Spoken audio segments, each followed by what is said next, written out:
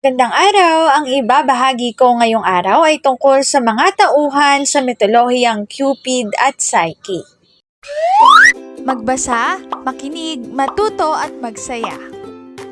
Ako si Binibining Menya. Handa na ba kayo? Tara na, umpisa na nating isa-isahin at pirapirasuhin ang mga detalyeng nakapaloob dito.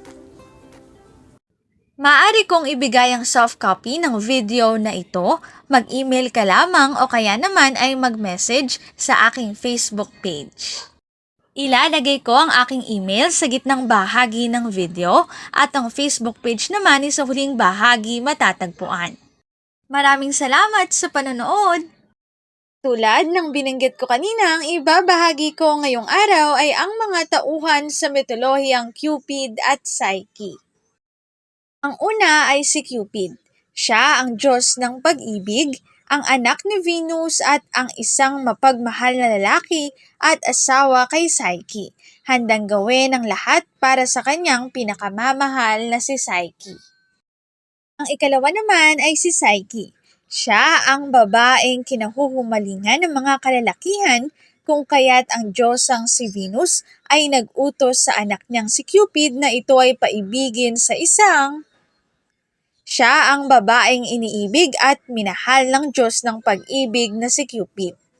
Siya rin ang babaeng hindi sumuko sa mga pagsubok na ibinigay sa kanya, makita at makasama lamang niya ang kanyang pinakamamahal na asawang si Cupid.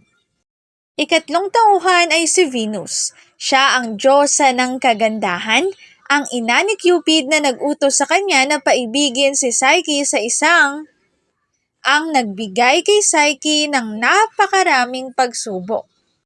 Ang sumunod na tauhan naman ay ang ama ni Psyche. Siya ay isang hari at siya ang humingi ng payo sa Diyos na si Apollo para sa kanyang anak na si Psyche.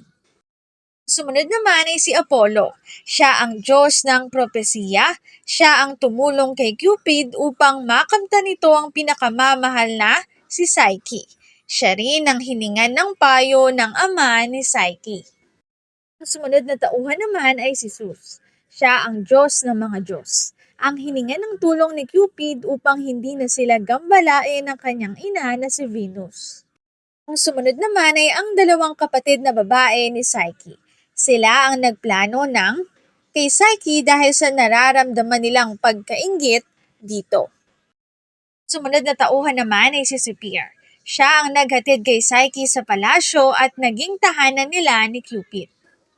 Si Sepir rin ang naghatid sa mga kapatid ni Psyche upang magkita-kita silang magkakapatid. Ang ikalawang huling tauhan ay si Proserpina.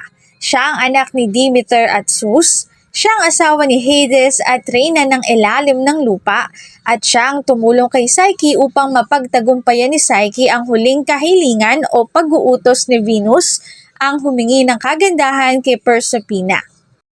Ang sumunod naman ay si Charon. Siya ay isang bangkero at siya ang naghatid kay Psyche sa kaharian ni Hades at Proserpina. Ito ang aking sanggunian ng mga impormasyong nakatala sa bawat slides. Kung interesado kayo na magbasa pa, maaari niyong bisitahin ang website na ito. Mga tauhan sa mitolohiyang Cupid at Psyche.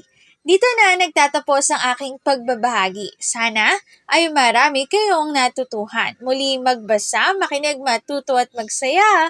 Ako si Binibining Menya. Paalam! Paalala, ang wikang Filipino ay mapagpalaya, atin natin itong gamitin, mahalin at mas paunlarin.